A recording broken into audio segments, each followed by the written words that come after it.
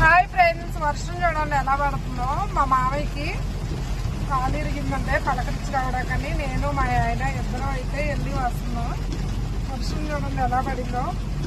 వేడి వేడిగా పకోడీ కొనుక్కొని ఇంత జాయిగా వెళ్తున్నాం. చూడండి మళ్ళీ ఆగిపోయింది వర్షం. ఒక చోట పడితే ఒక చోట నుండి ఉంటుంది. ఏంటిది కేతలకొండ? ఒక చోట నుండి ఒక చోట ఉన్నట్ల వర్షం. ఏంటో ఈ వర్షాలు.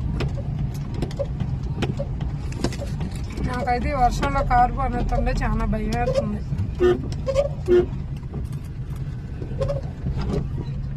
చూడండి ఇప్పుడే అక్కడ వర్షం పడింది, మళ్ళీ ఇక్కడికి వచ్చేసరికి స్లో అయిపోయింది.